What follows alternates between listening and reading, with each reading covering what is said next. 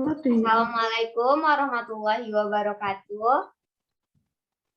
Waalaikumsalam warahmatullahi wabarakatuh. Selamat pagi Anda semua, apa kabar? Pagi, Bu. Alhamdulillah baik, Bu. Alhamdulillah baik ya. Pertama dan utama, mari kita bersyukur kepada Allah Subhanahu wa Ta'ala. Kita masih diberikan kesempatan berjumpa melalui via Zoom pada hari ini. Dan tentunya tidak lupa salawat serta salam untuk baginda Rasul kita, yakni Nabi besar Muhammad Shallallahu Alaihi Wasallam. Pada pertemuan pertama ini kita hanya berjumpa melalui via Zoom. Namun tentunya ini tidak menjadi halangan atau hambatan bagi kita semuanya. Kita harus tetap semangat serta jangan lupa untuk terus giat belajar lagi ya. Untuk pertemuan pertama ini, untuk absennya Ibu sudah kirimkan link Google Form absennya di WA Group ya. Dan bagi teman-temannya yang tidak aktif pada Zoom sekarang ini, Ibu minta tolong kepada ketua kelas konfirmasi ke Ibu apa dan kenapa alasannya. Bisa ketua kelas, siapa ketua kelasnya ini? Saya, Bu. Insya Allah bisa, Bu. Oke, terima kasih. Ketua kelas.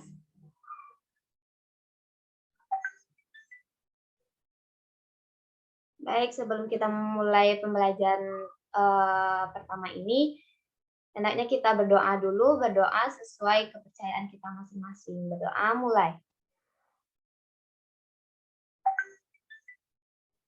Berdoa selesai.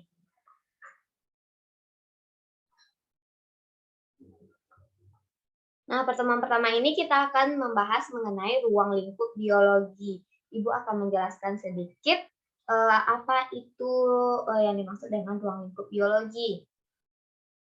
Nah, kata biologi ini pasti sudah umum kita dengar ya. Apa itu biologi? Nah, biologi ini dibagi dari dua kata, yaitu ada bios artinya hidup dan logos artinya ilmu. Nah, apa contoh dari biologi itu, Bu? Kalau iya emang kita sudah familiar dengan kata biologi itu. Nah, dalam kehidupan sehari-hari pun kita sudah dekat dengan yang namanya penerapan biologi. Apa contohnya? Contohnya misalkan kalau kita sakit, kita pergi ke rumah sakit tuh berobat ke dokter atau ke bidannya. Nanti bidannya cari tahu apa penyebab kita sakit, kenapa kita bisa flu, atau kemarinnya mungkin kita hujan-hujanan gitu ya. Nanti nanti dokternya atau bidannya ngasih kita obat. Nah, ini merupakan contoh salah satu dari penerapan biologi di bidang farmasi. Lalu apalagi contohnya? Misalkan contohnya tuh di bidang pertanian. Para petani menerapkan prinsip-prinsip biologi agar tanamannya dapat tumbuh subur, misalkan ya agar dapat semangkanya gemuk-gemuk gitu. Itu merupakan contoh dari penerapan biologi di bidang pertanian. Paham yang Ibu contohkan? Paham, Bu. Allah, Bu. Kalau misalkan ya paham, sebelum kita lanjut, Ibu tanya dulu. Tadi ada Ibu bilang biologi itu dari singkatan dua kata. Nah, apa itu tadi? Ilham, silahkan. Apa itu? Baik. Biologi itu terdiri dari dua kata, yaitu bios dan logos. Kalau bios itu artinya itu makhluk hidup, kalau logos itu ilmu. Baik, terima kasih. Betul, bios itu artinya hidup dan logos itu artinya ilmu. Sekarang Ibu akan share screen PPT.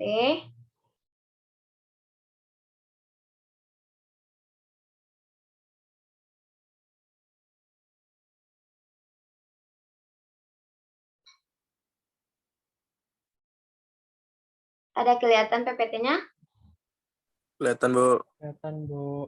Baik, pada PPT slide pertama ini, coba perhatikan gambar yang 4 ini. Nah, dari keempat gambar ini, apa yang Anda pahami? Coba yang mau mengutarakan pendapatnya dipersilahkan. Nanti siapa yang mau menjawab, bertanya, akan Ibu kasih nilai plusnya. Silahkan yang mau memberikan pendapatnya.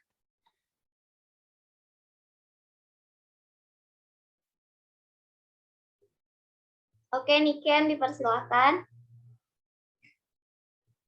Baiklah Bu, di sini ini kan mau jawab dari yang bisa perhatikan di gambar slide Ibu ini.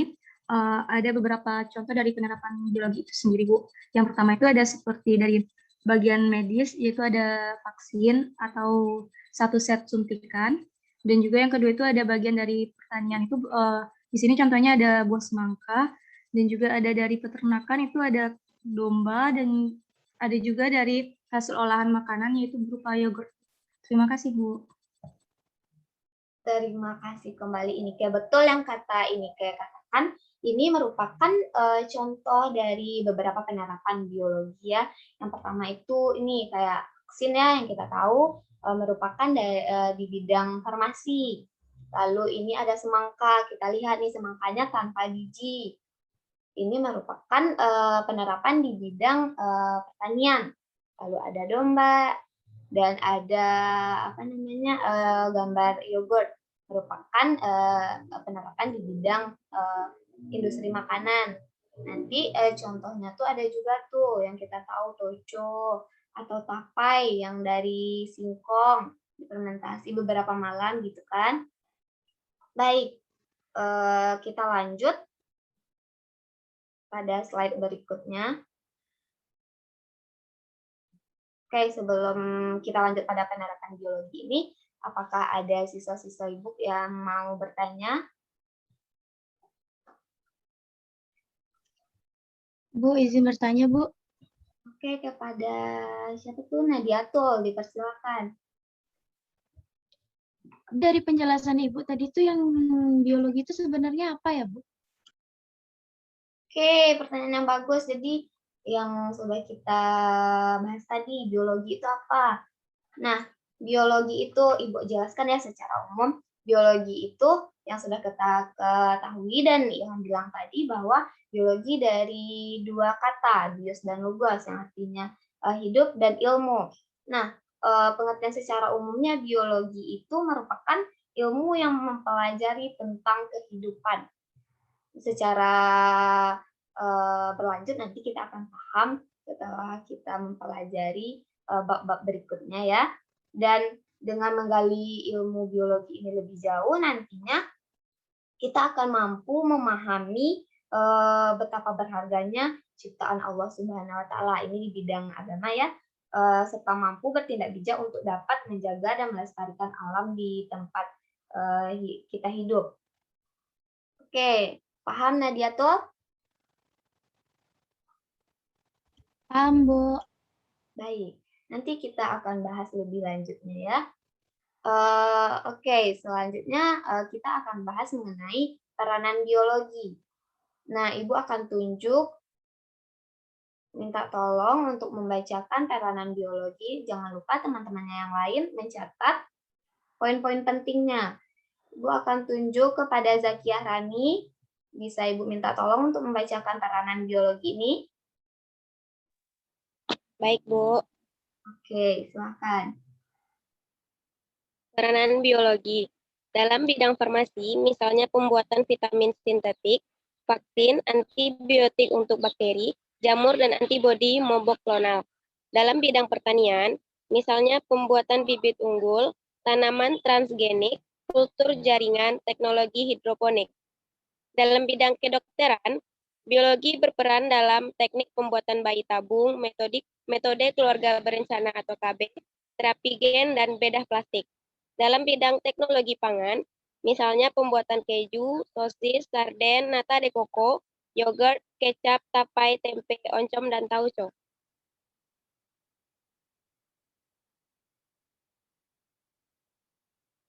Selanjutnya dalam bidang perikanan, misalnya budidaya udang windu, budidaya kerang penghasil mutiara, dan budidaya ikan hias.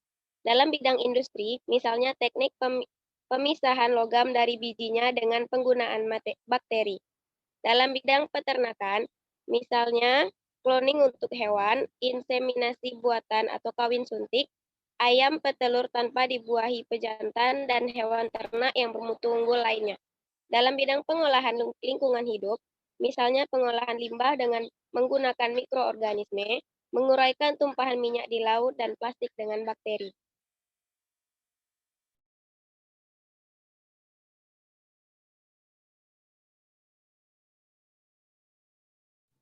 Baik, terima kasih kepada Zaki Arami sudah membacakan kepada teman-temannya. Itu merupakan penerapan biologi di beberapa bidang. Ada tadi dibilang Zakia di bidang farmasi, teknologi pangan, perikanan, pengolahan lingkungan hidup, dan lain-lainnya. Nah, sekarang kita masuk pada bab berikutnya, yaitu kerja ilmiah. Nah, di ruang lingkup biologi ini juga terdapat yang namanya kerja ilmiah. Apa sih kerja ilmiah itu?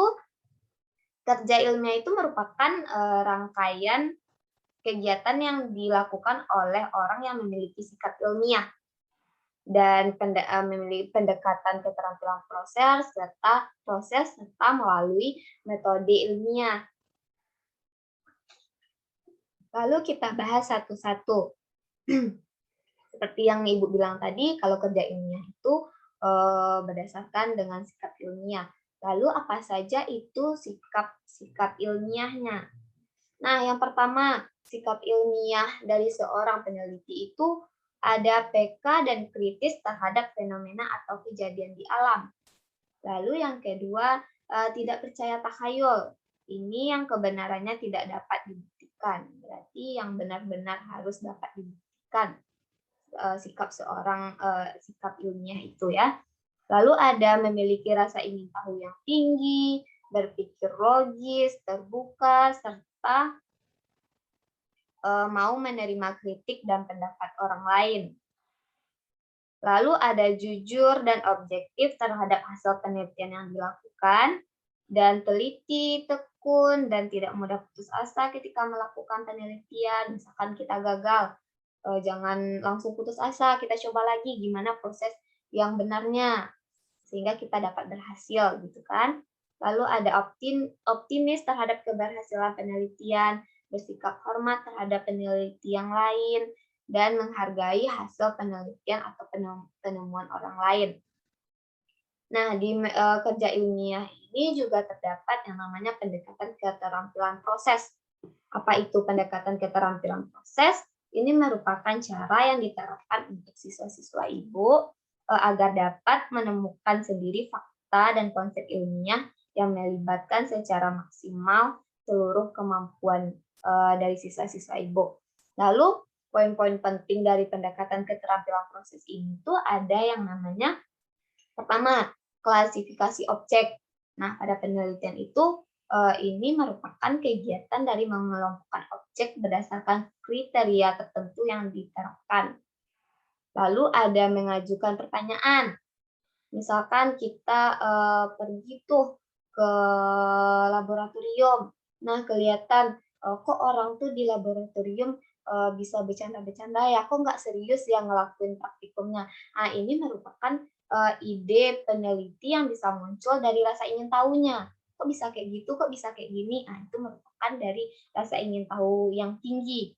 Nah, pertanyaan ini muncul ketika kita melihat tadi kan, kok kita melihatnya orang tuh bercanda aja, nggak serius dalam praktikumnya. Nah, ini bisa diangkat sebagai suatu masalah yang diselesaikan melalui serangkaian penelitian. Lalu ada yang namanya melakukan pengamatan. Nah, tadi kita sudah lihat contohnya. Lalu kita amati kenapa orang tuh bercanda atau tidak serius dalam proses pembelajarannya gitu. Nah, observasi ini kegiatan untuk memperoleh data atau informasi yang berhubungan dengan objek penelitian dengan menggunakan indera atau dengan bantuan alat. Nah, di dalam observasi ini juga terdapat beberapa poin-poin pentingnya seperti data kualitatif, data yang tidak dapat dinyatakan dengan angka, lalu data kuantitatif, data yang dapat dinyatakan dalam angka. Nah, selanjutnya di dalam pendekatan keterampilan proses ini juga ada yang namanya menyajikan data. Setelah kita mengumpulkan data tadi, lalu kita sajikan data kita, setelah itu menafsirkan data kita, dan memprediksi dan memperkirakan data kita, lalu identifikasi variabel dalam percobaan. Baik, kita lanjut pada metode ilmiah. Ibu sudah memberikan materi kita di WhatsApp group. Nah, coba lihat di halaman 15 ada yang namanya metode ilmiah.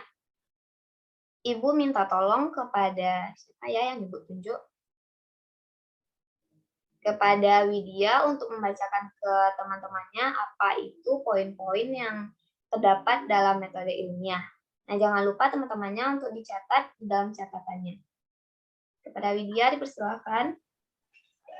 Baik, Bu. Metode ilmiah adalah suatu cara yang sistematis untuk memecahkan masalah. Metode ilmiah digunakan oleh para ahli untuk melakukan eksperimen. Nah, langkah-langkah dalam metode ilmiah ini menentukan dan merumuskan masalah, mengumpulkan informasi atau data-data, menyusun hipotesis atau dugaan sementara, melakukan percobaan untuk menguji kebenaran hipotesis, mengolah hasil percobaan atau analisis data, membuat kesimpulan, dan yang terakhir mengomunikasikan hasil penelitian kepada khalayak. Baik, terima kasih kepada Widya. Nah, itu merupakan dari beberapa metode ilmiah tadi. Nah, seperti sudah Widya katakan, metode ilmiah itu merupakan suatu cara yang sistematis untuk memecahkan masalah. Nah, metode ilmiah ini digunakan oleh para ahli dalam melakukan penelitian dan bereksperimen untuk menghasilkan penemuan-penemuan baru. Dari yang poin-poin Widya bilang tadi, ada yang namanya menemukan dan merumuskan masalah. Apa itu menemukan dan merumuskan masalah? Ini tuh merupakan suatu langkah awal dalam melakukan penelitian atau eksperimen dengan menemukan masalah kita apa gitu yang mau kita teliti. Masalah yang sudah ditemukan nantinya dirumuskan dalam bentuk kalimat tanya yang ringkas, jelas, dan bermakna. Setelah itu ada yang namanya mengumpulkan informasi atau data-data pendukung. Nah, setelah menemukan masalah, nanti kegiatan selanjutnya kita itu mengumpulkan informasi yang berhubungan dengan objek penelitian. Setelah menemukan masalah atau mengumpulkan data tadi, lanjut kita menyusun hipotesis. Setelah menyusun hipotesis, kita melakukan percobaan di laboratorium dan mengolah hasil percobaan atau analisis datanya nanti. Baik, sampai di situ pemahaman kita melalui materi mengenai kerja ilmiah. Apakah sesuai paham sampai sejauh ini? Insya Allah paham, Bu. Oke, insya Allah paham ya. Nah, kita lanjut pada bab berikutnya mengenai melakukan penelitian dan percobaan biologi sederhana. Nah, di dalam kita melakukan dan percobaan penelitian secara sederhana ini, tentunya kita lakukan di dalam laboratorium. Nah, di dalam laboratorium itu juga memiliki beberapa aturan atau syarat-syarat tertentu yang harus kita patuhi. Ibu akan share video.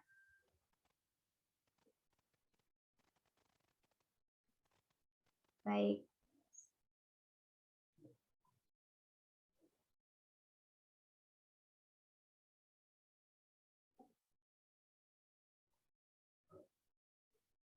Kelihatan videonya? Kelihatan, Bu. Nanti di video ini sambil mengamati jangan lupa buat dicatat ya poin-poin pentingnya. Kedengaran suaranya? Kedengaran, Bu. Akan disimak.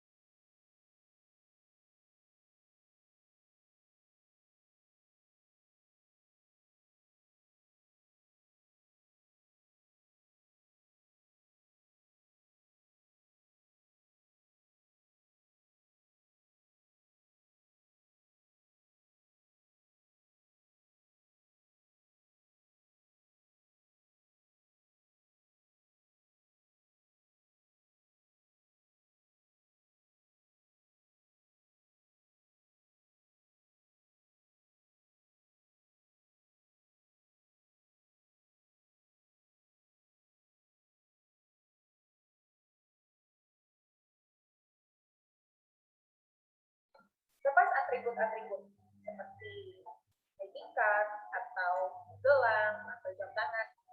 Selanjutnya yang harus dipersiapkan adalah masker dan sarung tangan. Apalagi kalau misalnya kita mau menggunakan bahan baku kimia atau mikroorganisme seperti bakteri yang dapat mengkontaminasi permukaan. Selanjutnya, kamu harus tahu dulu nih prosedur apa yang harus kita lakukan selama praktikum. Jadi jangan sampai kamu ketika sudah masuk laboratorium, kamu nggak tahu apa yang harus dikerjakan. Dan jangan mencoba memegang alat dan bahan yang tidak akan digunakan ketika praktikum. Dan jangan melakukan percobaan tanpa pengawasan dari laboran atau guru kalian ya. Saat bekerja, jangan kamu sambil bersenda gurau atau bermain-main bersama teman kamu. Jangan bekerja sendirian di laboratorium. Setidaknya bekerjalah berpasangan, sehingga jika terjadi keadaan darurat, salah seorang dapat mematikan peralatan atau meminta bantuan orang lain. Tidak makan dan minum ya pada saat di lab. Jangan membawi larutan secara langsung, melainkan dengan cara mengibaskan tangan di mulut wadah atau botol bahan kimia. Ketika akan memegang bahan kimia, kamu harus menggunakan tangan dan jangan meletakkan tutup botol terbalik ya. Ketika mengambil bahan-bahan kimia, ambil seperlunya dan gunakan pipet atau spatula untuk mengambil bahan.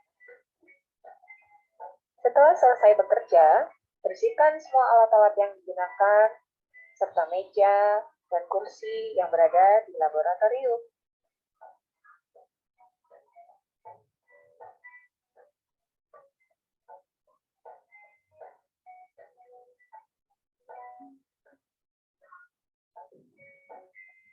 Susut kembali alat-alat yang sudah dibersihkan ke dalam lemari alat.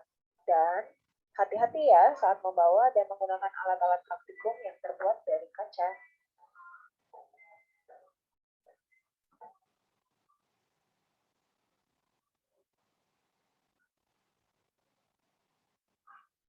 Baik, itu tadi video dari tata tertib serta langkah-langkah keselamatan kerja di laboratorium. Ini sangat penting untuk kita perhatikan. Kalau di laboratorium itu tidak boleh makan, tidak boleh bercanda, gitu kan? Nah, setelah mengamati video tadi, apakah dari siswa ibu ada yang ingin membacakan hasil dari catatannya? Nanti yang mau membacakan catatannya ibu kasih nilai plus. Izin menambahkan Ibu, izin menjawab pertanyaan Ibu. Oke, kepada Amelisa dipersilahkan. Ada beberapa hal yang harus dipatuhi ketika bekerja di laboratorium. Yang pertama yaitu merapikan pakaian yang dipakai untuk perempuan itu mengikat rambut. Yang kedua, memakai jas lab. Yang ketiga, memakai sarung tangan dan juga masker. Yang keempat, tidak bekerja sendiri atau harus bekerja di bawah pengawasan guru maupun teman sebaya. Terus, tidak makan dan minum. Tidak bercanda pada saat bekerja di laboratorium. Dan yang terakhir, tidak membaui bahan kimia secara langsung. Demikian Ibu, terima kasih. Terima kasih kembali Amel. Nah, itu dari catatan yang Amelisa catat dari pengamatan videonya. Nah, ada lagi dari teman-teman Amelisa yang ingin menambahkan? Izin menambahkan, Bu. Ya, kepada Reza dipersilakan. Nah, ketika mengambil bahan kimia yang ada di laboratorium itu, harus mengambilnya seperlunya sesuai dengan kebutuhan dan jangan berlebihan. Dan juga harus berhati-hati ketika mengambil larutan-larutan kimia. Selanjutnya, setelah bekerja, harus membersihkan alat dan bahan serta kursi dan meja yang telah digunakan. Nah, terakhir menyusun kembali alat-alat dan bahan-bahan dengan rapi. Terima kasih, Bu. Oke, terima kasih kembali Reza. Nah, betul apa yang sudah teman-temannya sampaikan ya, itu merupakan dari peraturan serta syarat-syarat yang harus kita patuhi di laboratorium. Baik, itu merupakan beberapa materi yang kita bahas pada pertemuan sekarang. Nah, apakah dari siswa Ibu ada yang belum paham atau ingin bertanya? Apakah sudah paham? Insya Allah paham, Bu. Insya Allah paham.